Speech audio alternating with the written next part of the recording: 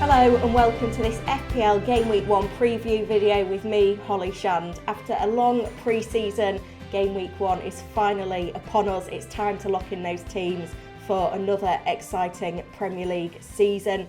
I'm going to be going through all the breaking news in this video, talking about captaincy, as well as giving you a little update on my latest draft. If you are new around here, please give this video a like and subscribe to the channel, and let me know in the comments your biggest dilemma ahead of the Game Week 1 deadline. Let's get into it.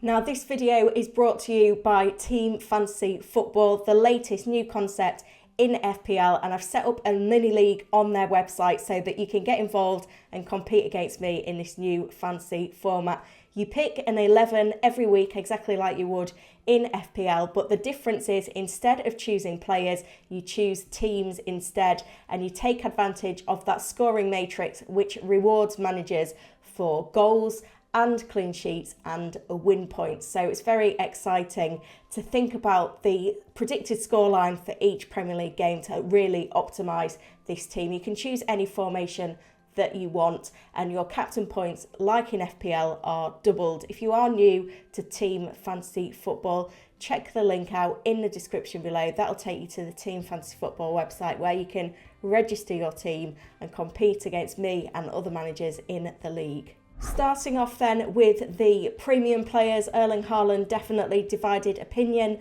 with his Community Shield performance last Saturday. An XG of 1.6, 3 really good chances. He was wasteful in his finishing, but it is clear he's going to get plenty of chances in this Manchester City attack. The best scoring team in the Premier League last season and a world-class striker. I think it's going to be a great match, even if he doesn't convert at the same levels as we've seen in the Bundesliga. But he's going to be an important option, especially when we look at the captain matrix for the opening 8 game weeks of the season. I think at home to Bournemouth in game week 2 could be a really crucial fixture. We've seen Scott Parker complaining about his lack of defensive options at the start of the season. So even if you go with Harry Kane for game week 1, I think a switch to Haaland in game week 2 could be on the cards, and I'll talk later in this video about why we are able to take a few more risks this season.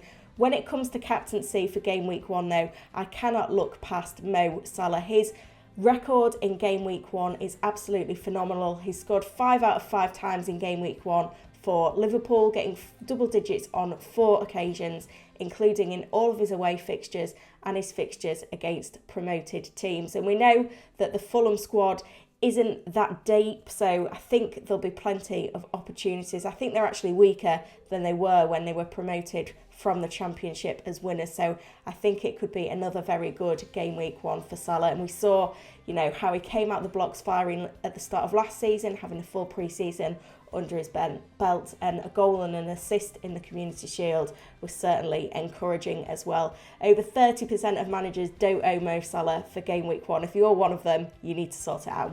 As I mentioned then, we are in a position where we can take a few more risks this season because of the fact that we've got unlimited transfers for the World Cup, and we can also think about using an early wildcard. It's no bad thing. We're not trying to save our wildcard to game week 19. If we play a wildcard game week 4, we don't have to think, well, we need to last until game week 30 for the next one. We've got 4 clear phases of the season. Apart from game week 1 to wildcard 1, then wildcard 1 till the World Cup break, and then from then to wildcard 3, and then finally to the end of the season. And another thing that we don't need to worry too much about, at least in the opening 4 game weeks, is rotation for the top 6 clubs. Because if we look at the fixture calendar for the opening 16 game weeks of the season, there's no midweek games for those top 6 clubs until we get to the first midweek round of FPL fixtures coming in game week 5. Make a note of that one as well. You don't want to derail your season by missing a midweek game week in late August. Now, the pre-season games haven't given us a lot of clarity on set piece takers, particularly at Arsenal. I was a big fan of Martinelli going into the start of the season, but in Arsenal's final pre-season game, Saka won a penalty and converted it, so it doesn't make the situation very clear as to who's on penalties. We need Arteta to basically come out and tell us, because we've got that question mark now over both players, because at the moment it seems like if you win a penalty, then you can take the penalty. But I do think that Saka is the superior penalty taker, and I'd like to think now that he is first choice. So I've updated the set piece takers with all the information that we've had during pre-season. Andreas Pereira is obviously going to be on corners for Fulham, which is an interesting one. We've seen Eriksen on direct free kicks for Manchester United and Malaysia on corners for them as well. So there's lots to know in there with this updated set pieces takers matrix. And we've got Aronson dominating at Leeds United with Rafinha off to Barcelona. Now, the other headaches that we've had are where to go with our third Liverpool player. Do we go with Luis Diaz? Do we go with Andrew Robertson? For me, I think it's an easy one if you compare their points per game and also having a look at the fact that Robertson is on some set pieces. And if you want a great enabler in your midfield to enable you to go with 3 premiums at the start of the season, then Leon Bailey is where you need to be looking. Aston Villa play that Bournemouth team without a very good defence to start the season, and he has been on fire in pre-season. 3 goals, 2 assists. He's a favourite of Steven Gerrard, playing in that Villa front 3. He could be an absolute bargain, and his ownership is quickly rising to represent that. Speaking of ownership then, going into the season with 3 days to go, this is the current template team. It's got all of the highest owned players in the game, taking into account an affordable 11. Kane and Son, interestingly, are both in exactly 25% of teams, but it's Salah and Haaland leading the way for the premium players with plenty of familiar faces in there as well. So the template is holding firm. It is a template for a reason, because these are the players that have got pre-season form, excellent fixtures to start the season. So do not be afraid to embrace the template. You don't need to do anything too different if you believe that these players are capable of performing. One player who could break this template and has actually forced me to make some changes in my latest draft, though. It's news coming out of Leicester that Kasper Schmeichel is off.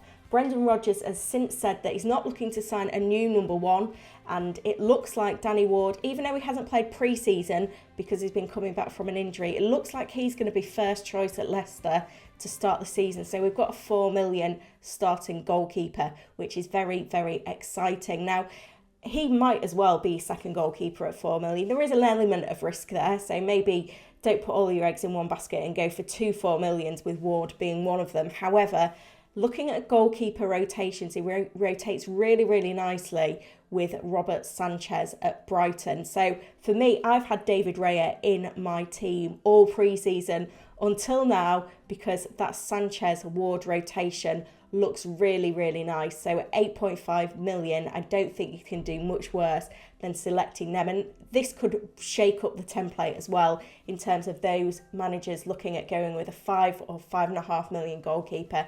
Mendy obviously was in the template team and now he isn't. So if we have a look then, as promised, at my latest draft, I have made those changes in the goalkeeper position. I've gone with Robertson as my third Liverpool player. I've gone with Jesus and Saka as my Arsenal double up. No Arsenal defence now. Still got 0.5 million in the bank. So if you think you've got a suggestion for how I can spend that 0.5 million, do let me know. I'm still debating over Kane and Son, but I like the fact that Kane gives me the flexibility to get to Haaland if I really need to for game week 2 or at some point later down the line. I may change my third striker, who's currently Sam Greenwood, to someone with lower ownership. But other than that, I'm hoping that this draft doesn't have to change too much prior to the deadline. That's it from me then for today's video. As I said at the top, if you've got any big dilemmas ahead of the start of the season, do get in the comments and I'll do my best to answer all of them ahead of the Game Week 1 deadline. And I will be back with a Rate My Team and Q&A stream on Thursday at midday. So hopefully you can join me there. And if you're not already in the mini league code is on your screen now. If you're new around here, please give this video a like and subscribe to the channel. Closing in on 12,000 subscribers now, so it'd be really great if I can hit that before the Game Week 1 deadline. I'll be back very soon with another video. Bye for now.